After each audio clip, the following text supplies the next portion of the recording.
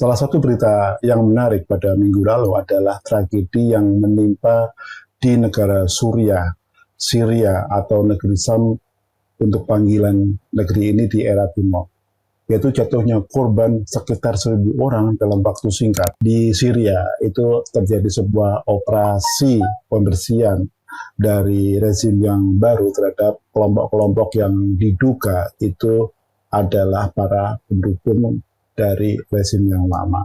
Nah, kita ketahui Bashar Assad yang kemarin setelah pemerintahnya jatuh, Assad melarikan diri ke Rusia.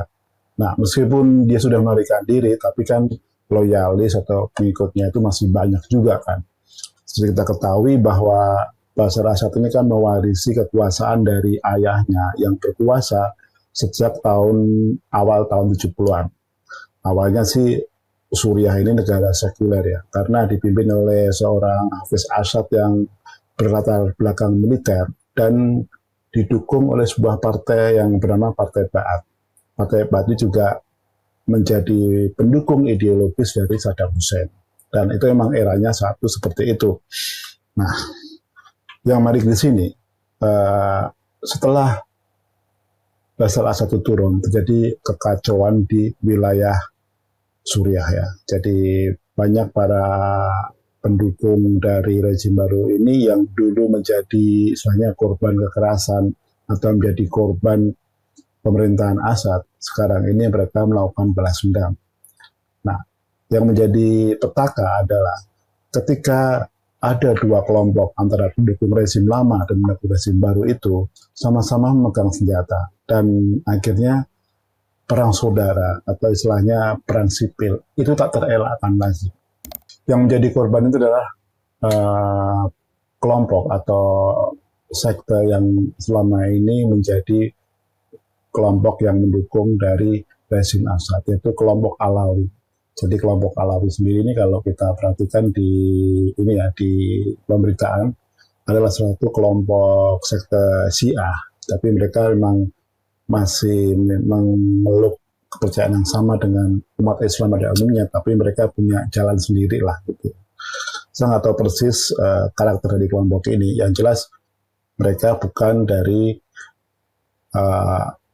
pecahan sekte Sunni, tapi mereka lebih cenderung ke sekte kelompok Syiah, karena kita ketahui juga bahwa selama berkuasa Bashar Assad itu didukung oleh Republik Islam Iran dan juga Rusia. Jadi pada saat konflik di Timur Tengah antara Hamas dengan Israel, kemudian Hizbullah dengan Israel, Houthi dengan Israel, dunia seakan dikagetkan ya. Tiba-tiba pemerintahan Bashar Assad itu jatuh, diserang oleh kelompok yang bernama kelompok HTS. Jadi kalau menurut pemberitaan di media, itu HTS itu adalah kepanjangan dari Hayat Tafsir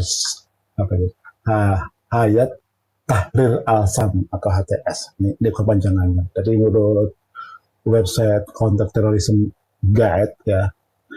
Jadi HTS-nya adalah termasuk organisasi teroris asing ya. Jadi ini kan website yang diterbitkan oleh kayak pemerintah Amerika sih ya. Karena berkaitan dengan travel warning ya. Menurut website ini ya, per Oktober tahun 2002 ya. Jadi Hayat Tahrir Al-Sham adalah koalisi kelompok pemberontak Islam Sunni yang berbasis di Suriah Utara. Nah, dan berkembang dari kota Jabal al-Nusrah atau Front Nusrah, bekas cabang Al-Qaeda di Suriah. Jadi perlawanan kelompok ini memang sudah lama terhadap rezim yang berkuasa pada saat itu rezimnya Assad yang sudah memang eksis sejak tahun 70-an ya. Jadi kelompok HTS ini tadinya memang satu kelompok lah, satu organisasi, satu gerak organisasi dengan kelompok Al-Qaeda, tapi mereka terjadi perbedaan pendapat. Kabarnya sih menurut website Counter Terrorism Guide ini berkaitan dengan soal strategi. Mereka akhirnya memisahkan diri dan HTS ini bergabung dengan kelompok perlawanan yang sudah ada di Suriah bagian barat laut ya. Jadi tepatnya sih di provinsi Idlib dan sebagian ada di kota Aleppo. Ini adalah kota-kota kuno lah ya, Idlib dan Aleppo ini. Karena kalau kita melihat sejarahnya, banyak orang Kristen di sana, hidup di sana, di Idlib dan Aleppo ini. Makanya kemarin sempat terdengar juga banyaknya pembantaian minoritas Kristen yang di sana oleh kelompok ini, kelompok HTS ini. HTS atau Hayat Tahrir Al-Sham ini kalau diterjemahkan ini seperti kelompok pembebasan rakyat Sam. Ya. Dulu kan Suriah itu disebut juga dengan negeri Sam dan sudah dimention atau pernah ditulis juga di Alkitab ya. Ketika Salomo itu menjadi raja, dia juga berhubungan dengan negeri Sam. Tapi kurang tahu siapa sebenarnya yang berkuasa pada saat itu. Tapi yang jelas, kota Damaskus ini adalah kota yang tertua di dunia ya. Karena kota ini sudah ada ya. Bahkan sebelum Masehi sudah eksislah kota ini ya.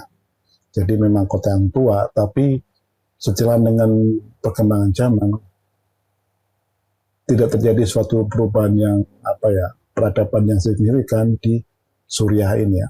Sama halnya di Mesir maupun di Irak ya. Setelah kejatuhan beberapa rezim sebelumnya, akhirnya wilayah Timur Tengah kan dikuasai oleh Kesultanan Utsmani selama beberapa ratus tahun. Sehingga tidak ada lagi ekstensi negara di Timur Tengah. Ya. Setelah tahun 1924, ketika Perang Dunia Pertama kan, Turki Ottoman itu kan bergabung dengan Jerman melawan sekutu yaitu Inggris, Prancis, dan konco-konconya. Ternyata Turki kalah, ya. Jerman juga kalah. Otomatis negara jajahan dari Ottoman itu dikuasai oleh Inggris, Prancis, dan konco-konconya. Sehingga akhirnya kawasan Timur Tengah itu dibelah-belah menjadi negara seperti hari ini. Tadinya nggak ada itu negara Yordania, Arab Saudi, Uni Emirat Arab, Qatar itu nggak ada. Itu semua adalah bentukan dari Inggris. Sampai Israel pun nggak ada. Nah, setelah pasca Perang Dunia Pertama, akhirnya negara itu terbentuk. Kita ketahui bahwa pada era itu kan masa-masa perang kemerdekaan, negara-negara nomor 2 lah, negara yang saat ini jadi negara berkembang, termasuk Indonesia. Kita kembali ke tadi ya, ke kelompok HTS ini. Jadi HTS itu sudah cukup lama ya beroperasi. Terutama jadi HTS sudah lama beroperasi. Mereka itu sudah dicatat oleh pemerintah Amerika itu sejak tahun 2012 ya. Artinya perjuangan mereka itu sudah lama dan pernah tergabung dengan Al-Qaeda yang menjadi musuh utama Amerika, tapi kemudian mereka memisahkan diri bergabung dengan kelompok-kelompok perlawanan terhadap rejim Asyad di Suriah. Nah, yang menarik hari ini, ketika rejim Assad jatuh, itu kan para pendukung Assad itu istilahnya berlari-larian lah, kocar-kacir lah. Jadi terjadi semacam balas dendam antara pendukung Assad ya, yang diburu oleh kelompok yang sekarang ini berkuasa, yaitu kelompok HTS. Ya. HTS ini bisa dikategorikan sebagai organisasi teroris yang Amerika. Nah, dan yang menarik sekarang ini terjadi pembunuhan atau istilahnya peminggiran terhadap kelompok-kelompok minoritas yang berada di Suriah. Suriah itu tidak hanya dihuni oleh orang Islam, tapi juga ada organisasi keagamaan atau kepercayaan yang cukup tua, yang lebih tua dari Islam, yaitu kelompok Druze, ya. Kemudian kelompok yang Zoroaster yang misalnya berkiblat ke agama kuno yang dari Babilonia, yaitu Zoroaster, Persia ya, Zoroaster. Kemudian juga ada kelompok agama Kristen ya, Kristen Ortodok ya, yang sudah eksis sebelum Islam ada di sana.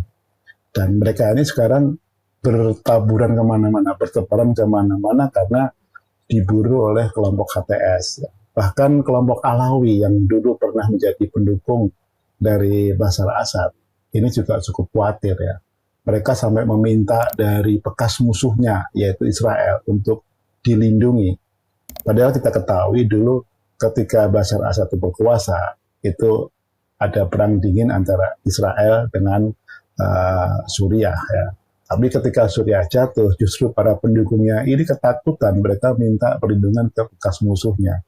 Nah, memang terjadi perubahan geopolitik yang cepat di sana. Dan tidak hanya kelompok Alawi yang nggak perlindungan, tapi juga kelompok Druze, keagamaan Druze juga minta perlindungan ke Israel, juga kelompok-kelompok Kristen.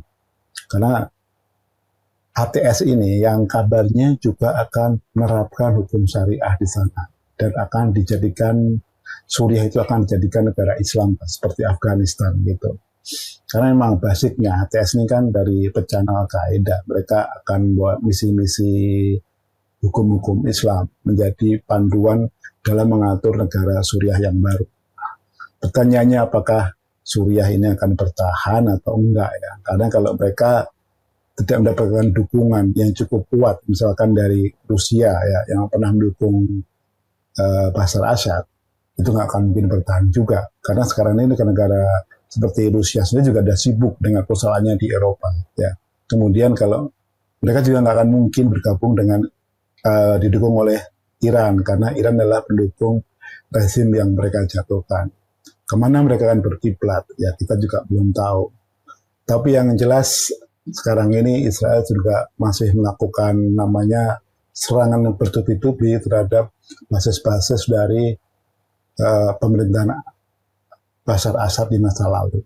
Ya, karena menurut Israel kan Suriah itu masih menjadi ancaman yang utama buat Israel. Apalagi antara Suriah dan Israel itu berbatasan darat ya.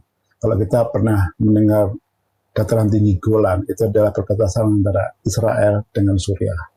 Kalau nggak salah pada perang apa gitu kan, ketika Suriah kalah, itu dataran tinggi Golan itu sebagian dikuasai oleh Israel. Yang menjadi keprihatinan kita adalah tentang apa namanya, yang menjadi keprihatinan kita adalah terjadinya pembunuhan terhadap masyarakat sipil yang dilakukan oleh kelompok pendukung dari rezim HTS yang saat ini berkuasa di Syria. Dan pemerintahan baru ternyata tidak bisa mengendalikan para pendukungnya. Sebenarnya suatu yang sangat lumrah ya, di mana pergantian rezim, apalagi kalau rezimnya itu otoriter gitu ya, kejam terhadap rakyatnya, pasti akan terjadi pembalasan dendam. Nah, makanya sekarang ini terjadi kekacauan di sana. Tapi yang memprihatinkan, banyaknya korban jiwa sampai ribuan dalam waktu cepat, itu cukup memprihatinkan sebagai secara kemanusiaan gitu ya. Mestinya pemerintah internasional itu harus setelahnya terjun ke sini ya, karena yang jadi korban adalah minoritas di sana. Minoritas dari minoritas agama yang ada di sana, kelompok Kristen, kelompok Druze, ya sekarang mungkin jadi korban juga kelompok Alawi, karena Alawi dulu kan pernah menjadi penguasa dan sekarang mereka tiba-tiba nggak berkuasa, kemudian kan banyak menjadi incaran. Tapi yang menjadi incaran itu bukan hanya kelompok Alawi, tapi juga kelompok Kristen, kelompok Druze, dan yang lain-lainnya.